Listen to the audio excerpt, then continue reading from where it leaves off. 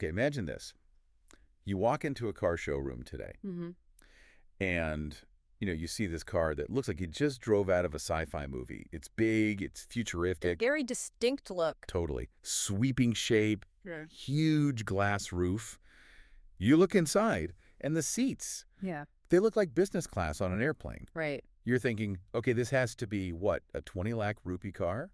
At least. It definitely has that kind of presence, I agree. Right. But then you look at the sticker price, and it says 9.99 lakh rupees. Which is the price of a basic manual compact SUV. Exactly. And your brain just, it does a double take. You're thinking, is that a typo? Did they forget a one in front of it? Or if you're a bit cynical, you're wondering, am I only buying like half the car? And that is exactly where we're going today. Because in a way, you sort of are. Yeah. Welcome to the deep dive. We are looking at the MG Windsor EV. And honestly, the car is interesting. But the real story here is this massive financial experiment that JSWMG is running. That's right. We're talking about battery as a service, or BaaS. And it's a concept that sounds amazing in a headline. Pay as you go. Simple. But the devil is, as always, in the fine print. And it gets complicated fast. So our mission today is pretty simple. We're going to explain this clearly. We've dug through the Autocar India reviews, the official press releases, the spec sheets, and the really dense terms from the finance companies. Yeah, those were fun. We want to figure out two things. One, is the Windsor EV actually a good car? Yeah. And two, is this pay-as-you-go thing a genius move for your wallet, or is it a bit of a trap? Both are critical questions. I mean, if the car's no good, the financing doesn't matter. And if the car is amazing, but the financing's a nightmare, that's even worse. Exactly. So let's start with the car itself, the metal, before we get into the money. MG calls it an intelligent CUV. I feel like the car industry just invents a new acronym every 6 months. What exactly is a CUV? So CUV is crossover utility vehicle. And in this case, it's a bit of a genre bender. It's trying to be a sedan, an SUV, and an MPV all at once. So it's a mix of everything. Think of it as a bridge, really. The comfort of a sedan with the sheer space of an MPV or a van. Visually, it's different. Yeah. I've seen the pictures. It's not your typical boxy SUV that sells so well in India. It's all curves. That's what they call their Aeroglide design. The whole idea is to be more efficient, cut through the air better, short hood, steep windshield.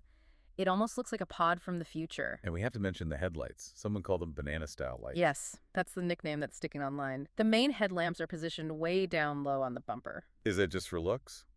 No, actually, there's a very practical reason for that whole shape. It's all about maximizing the space inside the car. How so? Well, the car is about 4.3 meters long, so, Creta or Seltos territory. Yeah. But the wheelbase, the distance between the front and rear wheels, is 2,700 millimeters. And that's big for this class. It's massive, and a longer wheelbase means more room inside the cabin. They've pushed the wheels to the absolute corners, which gives you a startling amount of legroom. Which brings us to the interior, which they're marketing as business class. Very aggressively. And look, usually that just means they've added some fake leather. But they have a feature that might actually live up to the name. You're talking about the Aero Lounge seats in the back. This is their party trick. Yeah, they recline to 135 degrees. 135. It's almost flat. That's not a car seat, it's a dentist's chair. Hopefully a lot more comfortable. But yes, it's a first in this segment.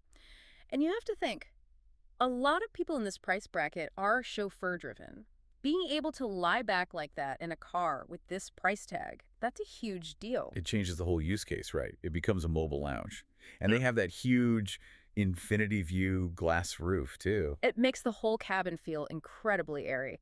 And then there's the tech centerpiece, this massive 15.6-inch screen in the middle of the dash. It's basically a laptop screen. It's the biggest in the segment, and almost everything is controlled through it. There are very few physical buttons. Which looks great, but I always worry about trying to change the AC fan speed on a bumpy road. It's a valid concern. It's what they call a zero clutter philosophy, but it means you're tapping through menus for everything.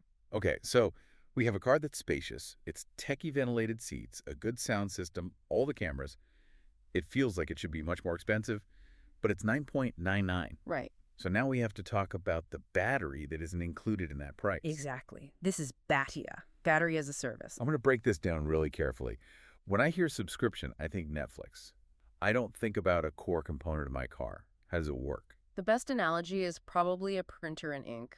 When you pay that 9.99 lakh, you're buying the printer, the metal, the seats, the software. But the ink cartridges, the Hmm. batteries, you don't own those. You rent them. Okay. And the main reason is just to get that sticker price down. Well, yes, but it solves a huge problem. In any EV, the battery is the single most expensive part. We're talking 30 to 40% of the total cost. By taking that out of the initial price, they instantly slash the cost to buy the car by, 3 or 4 lakh rupees. So I own the car, but JSW, I mean G or their partners, they own the battery that's literally underneath my seat. Correct. And to use that battery, you pay a rental fee based on how far you drive. The rate they're advertising everywhere is 3.5 rupees per kilometer. Rs 3.5 per kilometer. Mhm. On the surface, that sounds pretty cheap. It's designed to. They want you to compare it to petrol, which might be 8, 9, maybe 10 rupees a kilometer.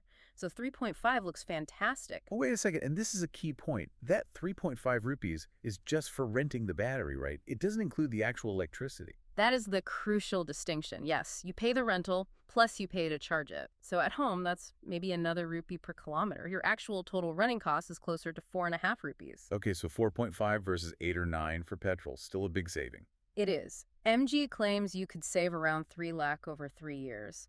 But, and this is where it gets tricky, the payment isn't a simple pay-as-you-go for everybody. Right. This is the part that confused me. It's not like I just send them my odometer reading at the end of the month. No. MG has 4 different financing partners for this. And here's the twist.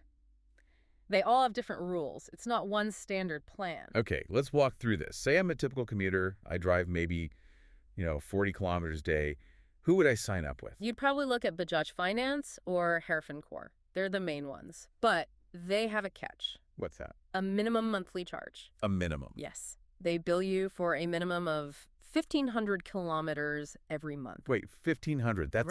That's a lot. That's 50 kilometers every single day, including weekends. What if I only drive 800 kilometers in a month? You still pay for 1,500. Ouch. So 1,500 times 3.5, that's 5,250 rupees. Exactly. So your car could be parked for 3 weeks while you're on holiday, and you're still paying over 5,000 rupees for the battery rental, on top of your car loan. That feels like a bit of a hidden cost for people who don't drive a lot. For a low-mileage driver, it is. But if you're a heavy user, say a salesperson driving 2,000 kilometers a month, the math is fantastic for you. Okay, so what about those low-mileage users? Is there an option for them? There is. That's where a partner called Videotech comes in. They offer a true pay-as-you-go plan, no minimums. That sounds much better. Why doesn't everyone just pick that one? Well, they might have stricter credit requirements or maybe a higher security deposit. You have to qualify for their specific plan. It's not a free-for-all. I see. And what about the fourth option? That's a pair, Ecofy and Autovert. They seem to be for people with maybe less than perfect credit scores. And the catches? The weight jumps from 3.5 rupees to 5.8 per kilometer. Yeah, that's almost double. It is. At that point, the savings over petrol really start to shrink. So you, the listener, have to be so careful. Don't just look at the billboard. Find out which partner you qualify for and what their minimums are. Okay, here's the nightmare scenario. I buy the car for 9.99 lakhs, but then I lose my job or something, and I stop paying the battery rent. I still own the car itself, don't I? No. And this is the sting in the tail. The agreement treats the car and battery as one single asset. If you default on the battery rent, They can take the whole car. they can repossess the entire vehicle, even though you paid for the metal part. That's intense. It means you never really fully own the car. Not while you're in the BAS program. There's a perpetual lien on it. So is there an exit? Can I just say, I'm done renting, here's a check for the battery? Yes, you can. There's a foreclosure option to pay the remaining value of the battery, and then you own the whole thing, free and clear. Okay, that's a relief. So there is an off-ramp.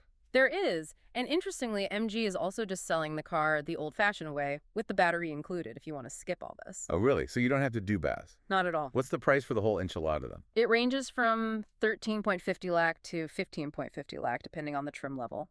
Okay, so 13.5 to 15.5 lakh.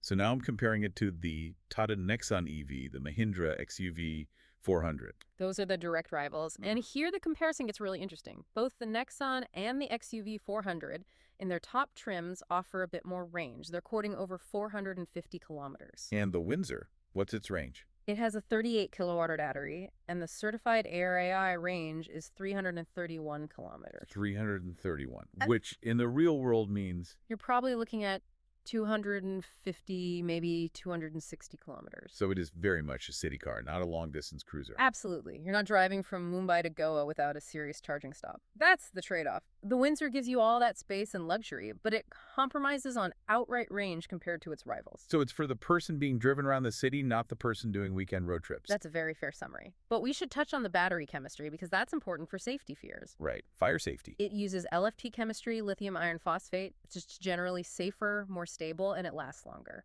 You can charge it to 100% all the time without as much worry about degradation. And what about resale value? That's the other big EV fear. MG has two very strong answers for that. First, a lifetime battery warranty for the first owner. Lifetime, wow. It takes away that anxiety. And second, they have an assured buyback plan. They guarantee 60% of the value back after 3 years. 60% is actually very good.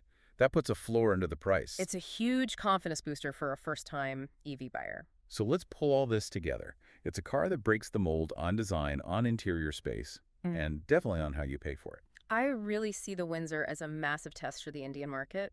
MG is betting the main barrier to EV adoption isn't the tech, it's that huge upfront cost. They're betting that if they can get the price under that psychological 10 lakh mark, people will sign up for monthly payments. It's turning a car from a capital expense into an operating expense, a monthly bill. And for a lot of families, managing cash flow is more important than the total cost over 10 years. But the key takeaway for you, the listener, has to be do your homework, read the contract, know your own mileage. If you drive a ton, this Boss model could be an incredible deal. But if you barely drive and you get stuck with a plan that has a huge minimum, you're just subsidizing the experiment. You have to do the math for your own situation. Exactly. Before we finish, I want to leave you with one final thought. We're used to subscriptions for software, right? Netflix, Spotify. Now we're renting a battery. If this works, what's next? It's a slippery slope, isn't it? Right. I mean, could you imagine buying a car, but you have to pay a monthly fee to unlock its full horsepower? Or you subscribe to the comfort suspension package. It sounds a bit dystopian, but some car makers have already tried subscriptions for things like heated seats in other countries. If this hardware as a service model works here, who knows? Sorry, can't overtake that truck. My Torque subscription just expired. Let's hope it doesn't quite get to that. Indeed. It's a fascinating experiment, and the Windsor is the first big test case we'll be watching very closely. Thank you so much for tuning in. We know your time is valuable, and we really appreciate you spending it here with us. Yes, thank you. Always a pleasure. Grazie per l'ascolto. See you on the next deep dive.